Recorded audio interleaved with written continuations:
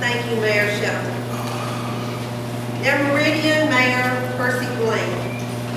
Mayor Percy Bland is the son of 2 school teachers and husband to Meridian Public School Teacher.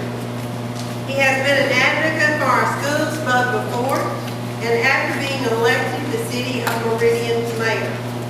Before being elected, he co-chaired a $19.2 million school bond to help the public school district provide much-needed repairs to their infrastructure. He worked with various volunteer organizations and coached youth basketball while raising his 2 kids in the Meridian Public School District.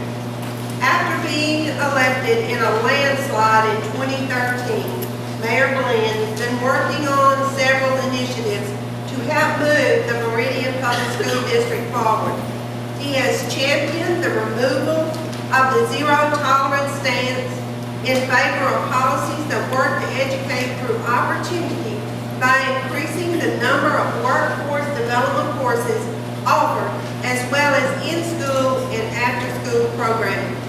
Mayor Bland would like to see a new standard in the City of Meridian. Mayor Bland believes our youth are our future, and he is working to make his vision a reality. Mayor Bland.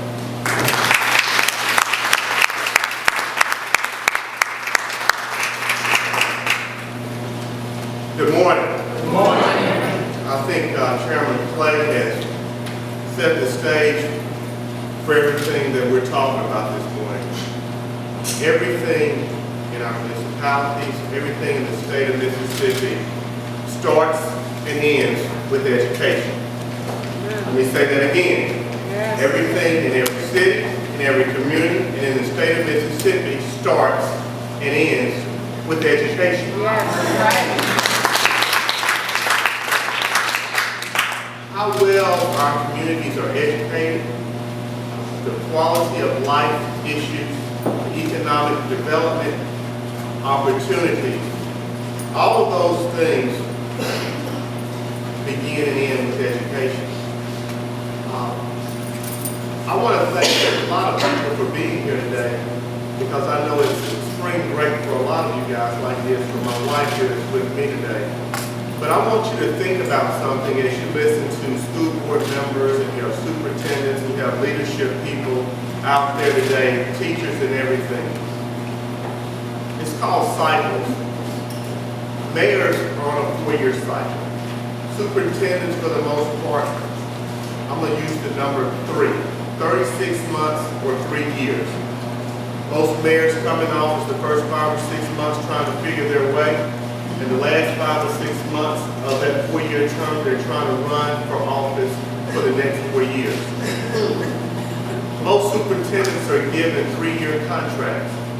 In that 3-year period, those superintendents are trying to work with community leaders, trying to work with the teachers, the leadership, the principals, and the community, trying to solve the issues within that district. That's not a lot of time sometimes to get things done. As Chairman Clay said, imagine a football team playing your football team and those kids are tackling without shoulder pads and helmets on their head. That's what we're doing as a state when we have the opportunity to fully fund our MAE program. That's what we're doing as a state, as we do not put our teachers in competitive positions as other states are doing. We cannot continue to be the last in every core major issue and value in the United States of America. The past chairman stated, firstly, it's how much money there, Mr. Clay?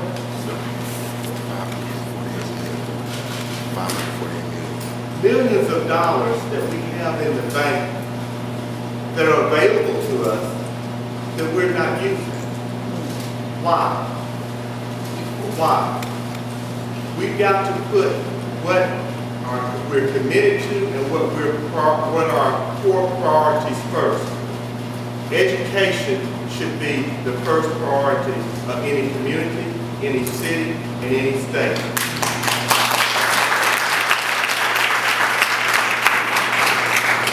not speaking here today as a mayor, but just as a regular father, a citizen, a parent, and a teacher myself. We cannot compete if we do not have educated people in our communities. We cannot compete if our teachers don't have the tools that they need to motivate, the technology that they need to reach. And if we don't have the relationships with our students to make sure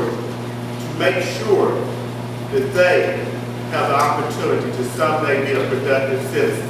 If we're not doing those things, none of us are doing our jobs.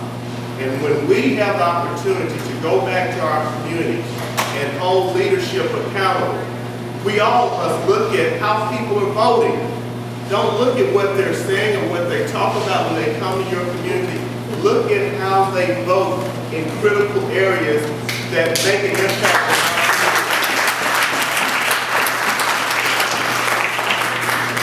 In our small community, we have a lot of issues. We are 92%. We have about 6,500 students. 90 to 92% of our student enrollment is on free and reduced meals. There's a lot of hope that is not there in a lot of our homes. Education is the only thing that can make that hope for some young boy or young girl a reality. We've lost over $15 million in the last 5 years in Meridian, Mississippi. As Chairman Clay said, that $15 million could possibly equate to close to $100 million when you look at the impact not only on the lost opportunities in jobs and technology, but the indirect cost, the indirect multipliers that it creates in a community like ours. Those type of things hurt our community. Those type of things make it hard for us as mayors to lead our cities. Because if we're not educating our children, guess what? They're not finishing school. They're dropping out. You're going to have teenage pregnancy. You're going to have those same young boys jumping into someone's window. You're going to have that same young boy in someone's prison cell. It's going to be a breakdown of community. All of those things start and end with education. I'm here today as mayor to talk about the things that are important and should be of value to all of us. Public school education. It takes all of us in this room to hold other people accountable. If we have multi-million dollars in the bank and we know that we are the last state as it relates to education in the United States of America, there is a problem. There is a problem. We have got to invest in what matters most. I'm here as a mayor because what matters most to me is my children and educating each and every child that's a student in our Meridian Public School District. I'm here today to ask all of you to hold those people right behind these doors accountable for the decisions they make every day that affect the way you're able to do your job, the way you're able to educate those children in your classroom, and the way we are as a state and as a community able to be competitive in a world-place environment. If we don't do that, we can come here every year. But as Senator Simmons said, only in 2003 and 2007 have we as a body done the right thing as it relates to MAE. I'm asking each and every one of you all to make phone calls, to hold these leaders accountable for the decisions, and do not listen to what they say, but look at how they vote.